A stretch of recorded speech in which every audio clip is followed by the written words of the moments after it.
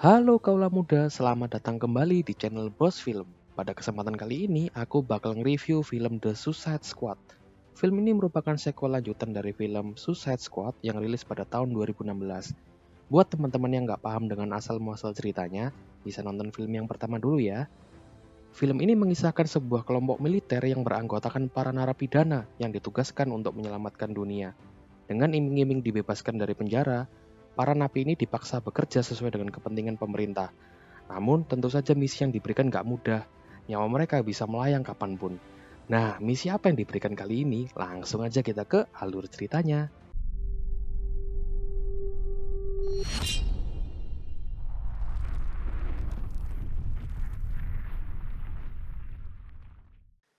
Di awal film, kita diperlihatkan seorang kakek tua yang bermain bola di dalam penjara. Dengan keahliannya, dia dapat membunuh seekor burung dengan sebuah bola. Kakek ini bernama Savan, seorang pembunuh dengan keahlian pertarungan tangan kosong. Kemudian datanglah Waller, ketua program perikutan napi jadi tentara. Savan diajak kerjasama, namun sebelum itu dia disuntik bom mikro di kepalanya sebagai jaminan untuk tidak kabur dari misi. Kemudian dia bertemu dengan Kolonel Rick Flag, satu-satunya tentara waras dalam kelompok napi yang menjadi ketua kelompok. Dia juga bertemu dengan anggota tim lainnya yaitu Kapten Boomerang, Monggel, Blackguard, Javelin, TDK, dan Whistle, seorang manusia musang, serta tentu saja Harley Quinn. Mereka memulai misi dan dibawa ke sebuah pantai, kemudian diturunkan di sana. Namun sayangnya, Whistle ternyata tidak bisa berenang dan mati. Sungguh kematian yang tidak terduga. Ketika mereka sampai di tepi pantai, Blackguard ternyata mengkhianati timnya dengan memberitahu kedatangannya pada pasukan penyergap, namun dirinya juga mati tertembak. Sisa anggota kelompok yang ada kemudian dikepung oleh ratusan pasukan. Flag meminta izin untuk membatalkan misi pada Waller, namun Waller tidak mengizinkannya. Akhirnya Harley memulai perlawanan dengan menembakkan bazooka. Anggota lainnya pun mengikuti.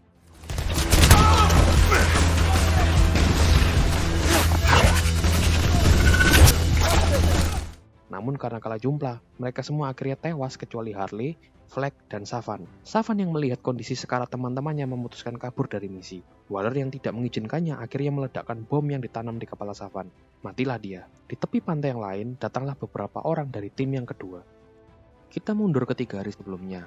Tampaklah seorang bapak-bapak sedang membersihkan WC. Ternyata dia adalah Bloodsport alias Du Bois, seorang penembak jitu yang berhasil menembak Superman dengan peluru kryptonite. Du Bois direkrut Waller untuk menjalankan suatu misi. Meski awalnya menolak, dia terpaksa menerimanya karena nyawa putrinya sedang terancam. Kemudian dia dipertemukan dengan anggota tim yang lain seperti Peacemaker alias Smith, kemudian Ratcatcher 2 alias Cleo, si pengendali tikus, Polka Dot Man alias Abner, dan King Shark alias Nanaue, seorang manusia hiu. Waller menjelaskan misi mereka yaitu menyusup ke sebuah negara kecil di Amerika Selatan yang bernama Culto Maltese. Sebelumnya negara ini dipimpin dengan keras oleh keluarga Herrera, namun keluarga mereka dibunuh dalam kudeta oleh Jenderal Luna dan Jenderal Suarez. Walaupun Amerika tidak membenarkan kediktatoran keluarga Herrera, keluarga ini tidak memberontak terhadap Amerika. Namun beda dengan Jenderal Luna dan Suarez. Mereka ini sangat anti-Amerika. Namun misinya bukan untuk membunuh mereka berdua. Misi kali ini adalah menyusup dan menghancurkan pusat penelitian di tempat bernama Jotunheim. Di sana terdapat proyek yang bernama Starfish yang menurut intelijen adalah penelitian terhadap makhluk luar angkasa. Apabila kekuatan ini dikuasai rezim Luna, maka akan berpotensi menghancurkan dunia. Tim ini menyusup dengan memanfaatkan Tinker, seorang ahli genetika penanggung jawab proyek Starfish. Kembali lagi ke tepi pantai, di mana tinggallah Harley dan Flag tertangkap oleh pasukan Culto Maltese. Misi Du Bois dan kawan-kawan kali ini bertambah, yaitu dengan menyelamatkan Flag. Mereka memutuskan berkemah sebelum paginya melanjutkan misi. Pada pagi harinya, mereka menyusup ke markas musuh. Du Bois dan Smith dengan kemampuan menembaknya, Nanaue dengan nafsu makannya, dan Abner dengan tembakan totol-totolnya menghabisi semua pasukan penjaga. Di sana mereka mendapati Flag sedang bercengkrama dan ngobrol santai dengan seseorang. Flag mengatakan bahwa orang itu adalah Soria, pemimpin pejuang kemerdekaan Culto Maltese yang menyelamatkan dirinya. Du Bois dan kawan-kawan tentu kaget mendengarnya mengingat mereka semua telah memulangkan semua pasukan Soria ke pangkuan ilahi. Soria yang melihat bahwa semua pasukannya dibunuh tentu saja sangat sedih. Namun dia tetap membantu Flag untuk menyusupkan mereka ke wilayah musuh. Masuk ke wilayah musuh, Tinker bertemu dengan Luna dan Suarez. Dia menjelaskan apa itu Project Starfish yang ternyata adalah seekor alien bintang laut. Astronot Amerika yang menemukannya membawa masuk binatang itu ke dalam kapal. Tiba-tiba alien itu memperanakkan bintang laut kecil yang memakan kesadaran para astronot itu. Luna dan Suarez yang melihat itu memiliki rencana untuk menggunakan alien tersebut untuk menguasai dunia. Karena hanya Tinker yang bisa mengendalikan makhluk itu, Luna mengajak Tinker untuk bekerja sama. Bagaimana nasib Harley Quinn? Dia dicekap di ruang bawah tanah, namun tiba-tiba pasukan memberinya gaun indah dan membawanya ke suatu tempat. Dia pun didandani seperti seorang ratu. Dia dibawa ke kediaman Luna.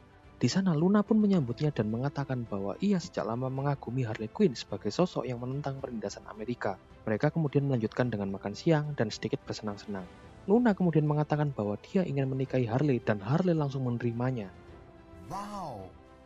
Tapi pikiran Harley berubah sejak mengetahui bahwa Luna berencana menggunakan makhluk buas di Jotunheim untuk melanggengkan kekuasaannya. Luna tidak akan segan mengorbankan rakyatnya, baik itu perempuan maupun anak-anak, apabila menentang dirinya. Harley yang mendengar itu langsung menembak Luna. Dia tidak ingin memiliki pasangan yang sama-sama memiliki selera yang buruk, karena itu bakal merusak kehidupannya. Sama seperti dirinya dan Joker dulu. Tentara yang mendengar keributan itu akhirnya datang menyergap. Mengetahui kematian Luna, Suarez akhirnya menggantikannya menjadi presiden. Kembali ke Du Bois dan kawan-kawan, mereka melanjutkan perjalanan untuk menculik Tinker. Terlihat total-total di tubuh Abner mulai menyebar. Karena takut ketularan, Smith menginterogasi dia. Kemudian Abner menjelaskan siapa dirinya. Ibunya adalah seorang ilmuwan yang menginfeksikan virus badannya dengan maksud menjadikannya superhero. Total-total itu adalah virusnya. Jika dia tidak mengeluarkannya 2 kali sehari, maka virus itu akan memakan tubuhnya. Mendengar hal itu, Du Bois dan lainnya tercengang. Kemudian mereka dibawa menuju klub tempat biasanya Tinker nongkrong. Dalam perjalanan, kontak mereka dengan Waller tiba-tiba terputus dan Waller tidak dapat menghubungi mereka. Mereka kemudian sampai di klub dan selagi menunggu, sempat-sempatnya mereka minum, joget, dan bercengkrama bersama. Sedangkan Nanawe tetap menunggu di dalam mobil. Akhirnya tibalah Tinker di klub itu. Du Bois langsung menangkap dia, namun tiba-tiba datanglah sepasukan tentara ke klub itu. Tentara-tentara itu memeriksa semua orang di ruangan itu. Mereka mencari Du Bois dan kawan-kawan. Du Bois, Smith, dan Fleck memilih tetap tinggal dan menyerahkan diri. Sementara Cleo dan Abner berhasil meloloskan diri dengan membawa Tinker. Ketika Du Bois dan kawan-kawan sedang dalam perjalanan bersama para tentara, mereka mengetahui informasi bahwa Harley masih hidup dan tempat di mana dia disekap. Kemudian mereka bertiga berhasil meloloskan diri dengan sedikit pergulatan. Seluruh tentara di mobil itu dikalahkan hingga akhirnya mobil yang membawa mereka oleng dan terguling. Mereka bertiga dijemput oleh Cleo yang ternyata sudah menunggu di sana. Misi mereka kini tidak langsung menuju Jotunheim, tapi terlebih dahulu menyelamatkan Harley yang tertangkap. Harley kini sedang diinterogasi oleh Suarez. Suarez meminta semua informasi darinya. Harley terus-menerus disiksa, namun dia tidak menjawab satu pertanyaan pun. Karena Harley pingsan, Suarez menyelesaikan interogasinya hingga dia sadar kembali. Ternyata Harley cuma pura-pura. Dia mampu mengalahkan Algojo yang menyiksanya dan keluar dari ruangan itu setelah melepaskan borgolnya. Dia pun mengalahkan semua tentara yang menjaga bangunan itu dan lolos dari sana.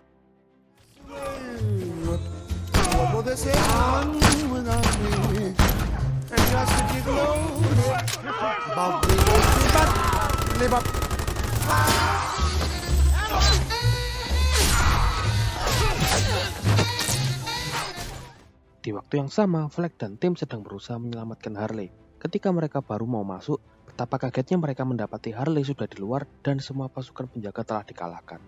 Tim Du Bois dan Fleck yang sudah bersama Harley menyusun rencana untuk menyusup ke dalam Jotunheim. Tinker mau tidak mau membawa mereka melewati gerbang penjaga, kemudian masuk ke dalam gedung. Rencana dimulai. Mereka semua berhasil lolos melewati gerbang dan serangan pun diluncurkan.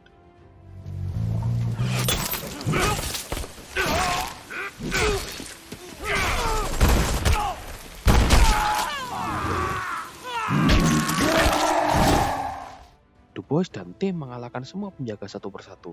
Akhirnya mereka berhasil masuk ke dalam. Tinker dipaksa memasukkan kode darurat sehingga pintu terkunci dan pasukan pengejar tidak bisa masuk. Suarez yang mengetahui ini segera mengirim pasukan tambahan ke Jotunheim. Mereka berencana meledakkan gedung bersama dengan semua proyek di dalamnya. Du Bois, Smith, Harley, dan Nanawe bertugas memasang bom waktu pada dinding di setiap lantai bangunan itu. Sedangkan Fleck dan Cleo dibawa Tinker menuju ruang bawah tanah. Tampaklah di sana banyak orang disekap dan sudah dirasuki oleh alien bintang, serta adanya eksperimen terhadap manusia yang dirasuki itu. Lalu ada juga monster alien bintang yang telah menjadi raksasa dan dikurung dalam ruang kaca. BTW aliennya dikasih nama Starro. Tinker mengatakan pemerintah Amerika mengutus Fleck bukan untuk pertujuan melindungi dunia, namun menutupi eksperimen yang telah Amerika lakukan. Astronot dari Amerika lah yang menemukan dan membawa Starro ke bumi yang kemudian melakukan eksperimen terhadapnya. Amerika melakukan perjanjian rahasia dengan pemerintah Kultu Maltese untuk melakukan eksperimen ilegalnya di negara itu. Amerika pula lah yang merekrut dan mempekerjakan Tinker. Dunia tidak boleh tahu bahwa Amerika yang membawa Starro, oleh karenanya semua data penelitian dalam gedung itu harus dimusnahkan. Fleck yang mengetahui itu segera mengambil draft penelitian dan bermaksud menyebarkannya pada publik. Smith tiba-tiba ada di sana. Dia meminta draft itu dari Fleck. Dia mengatakan apabila isi draft itu diketahui publik, maka akan menimbulkan insiden internasional. Dan demi menjaga perdamaian, dia rela mengorbankan apapun termasuk membunuh Fleck. Di tengah situasi itu, tiba-tiba atap gedung ambrol karena bom yang dipasang telah meledak duluan dan mereka semua tertimpa atap bangunan itu. Kita mundur beberapa menit sebelumnya. Tim Du Bois yang sedang memasang bom tiba-tiba disergap oleh pasukan penjaga gedung. Karena terburu-buru, bom yang dibawa Abner terjatuh. Mereka bertahan dengan mengalahkan beberapa pasukan. Namun pasukan tambahan terus-menerus datang. Ketika Abner berusaha menyerang pasukan itu, virus yang dilemparkannya mengenai bom yang terjatuh dan bom itu meledak. Sehingga lantai atas bangunan itu menjadi terbelah akibat ledakan itu. Du Bois, Abner, dan Harley berhasil menyelamatkan diri dari jatuhnya gedung. Sedangkan Nanawe terlempar keluar gedung. Du Bois selamat dengan bergelantungan pada dinding, namun karena dindingnya tidak kuat menahan beratnya, dinding itu pun ambrol dan dia terjatuh ke lantai dasar. Kembali lagi ke Fleck dan tim. Kurungan penahan Starro ikut pecah dan Tinker tertangkap olehnya. Tinker pun berpulang setelah monster itu mengamuk. Cleo yang berada di sana segera kabur menyelamatkan diri. Fleck dan Smith yang berada di ruangan terpisah terpaksa bertarung memperebutkan drive penelitian itu. Ketika bertarung, Fleck meninggal setelah dadanya ditikam oleh Smith. Cleo yang kebetulan ada di sana dan melihat hal itu segera kabur sambil membawa drive-nya. Namun Smith mengejarnya. Cleo yang bukan tandingannya pun tertangkap. Smith bukan hanya mau mengambil drive-nya, dia berencana menembak Cleo karena sudah tahu terlalu banyak. Dia tidak bermasalah membunuh walaupun itu perempuan dan anak-anak demi terciptanya kedamaian. Ketika Smith hendak menarik pelatuknya, turunlah Du Bois yang terjatuh dari lantai atas. Ketika Du Bois melihat Smith menodongkan pistolnya pada Cleo, dia langsung menembak Smith. Dan di saat yang bersamaan, Smith juga menembak Du Bois. Peluru mereka bersilangan di jalan. Namun karena peluru Du Bois lebih langsing dari peluru Smith, peluru itu menembusnya dan tepat mengenai Smith. Langsung saja Smith berpulang ke pangkuannya Maha Kuasa. Cleo menceritakan semua kejadian itu pada Du Bois dan memberikan draft itu padanya. Gedung pun kemudian kembali runtuh dan keluarlah Starro, monster bintang raksasa dari bawah tanah. Du Bois dan sisa tim yang ada berhasil keluar dari sana dan kaget melihat ukuran alien itu. Para tentara kemudian menembaki monster itu, namun gak mempan. Dan dari tubuh Starro keluarlah Starro anakan yang langsung menghinggapi wajah para tentara. Mereka semua berhasil dihinggapi termasuk Suarez yang ikut memimpin operasi. Di lain tempat, jenderal yang tersisa pun kemudian disergap dan dihabisi oleh pasukan pimpinan Soria. Mereka mengambil alih pucuk pimpinan Kultu Maltese. Para prajurit yang dihinggapi alien kecil tiba-tiba terbangun dan bergerak seperti zombie. Mereka semua berjalan serentak menuju kota mengikuti Starro. Kembali ke markas pusat, kontak Waller yang terputus akhirnya tersambung. Waller dan krunya melihat adanya alien raksasa sedang menghancurkan kota. Waller mengatakan bahwa misi mereka telah selesai selama Jotunheim dan rekam jejaknya telah hancur. Amerika akan mempertimbangkan untuk memberi bantuan mengingat Kultu Maltese bukan negara sekutu. Mendengar hal itu, Du Bois bahkan sampai seluruh kru di ruangan Waller pun kaget. Du Bois yang tidak tega mendengar cerita warga kota memilih untuk melanjutkan misi, diikuti anggota yang lain. Waller memaksa mereka kembali karena itu bukan misi. Bahkan dia mengancam akan meledakkan bom yang ditanam di kepala mereka. Namun Du Bois dan kawan-kawan tidak menghiraukan perintahnya. Ketika Waller hampir menekan tombol, anak buahnya mengeplak kepalanya hingga pingsan. Anak buahnya pun tidak tega melihat penderitaan rakyat dan memilih menolong mereka. Du Bois membagi tugas kepada tim yang tersisa. Dengan kekuatan yang ada, mereka menyerang Starro. Namun karena kalah kuat, mereka tidak mau mengalahkan monster itu. Bahkan Abner harus berpulang karena tubuhnya dikeprek Starro. Du Bois akhirnya terpaksa melawan orang-orang yang dirasuki Starro kecil. Tapi dia kewalahan karena kalah jumlah. Di tengah kepungan zombie-zombie dan Starro yang terus menghancurkan kota, Cleo mengeluarkan kekuatannya dengan memanggil seluruh tikus di kota itu. Datanglah jutaan tikus memenuhi jalan kota dan mulai merayapi tubuh Starro. Harley yang selamat dari runtuhan bangunan ikut menikam mata Starro. Tikus-tikus itu mulai memasuki mata Starro dan menggerogoti isinya. Akhirnya Starro berhasil dikalahkan dan orang-orang yang dirasuki kembali sadar. Rakyat Kultu Maltese pun kembali bebas dan akan melakukan pemilihan ulang demi terciptanya pemerintahan yang baru. Du Bois yang memegang drive mengancam Waller bahwa dia akan menyebarluaskan isi drive-nya apabila Waller bertindak macam-macam terhadap dirinya, teman-temannya, ataupun putrinya. Dan Waller pun hanya bisa pasrah mendengarnya sekaligus jengkel terhadap tingkah anak buahnya. Du Bois dan kawan-kawan akhirnya dijemput pesawat dan kembali pulang. Di ujung cerita diperlihatkan bahwa Weasel yang dikira mati tenggelam ternyata masih hidup dan bisa keluyuran lagi. Dan film pun selesai. Dan begitulah seluruh alur cerita dari film The Suicide Squad. Bagaimana menurut kalian? Tulis di kolom komentar ya. Dari film ini aku mendapat pesan yang luar biasa, yaitu jangan meremehkan kekuatan kecil yang dimiliki oleh seekor tikus. Karena apabila mereka bersatu, mereka dapat menguasai dunia. Nice. Akhir kata, aku admin Bos Film pamit undur diri. Terima kasih sudah menonton dan sampai jumpa di review film berikutnya. Dadah!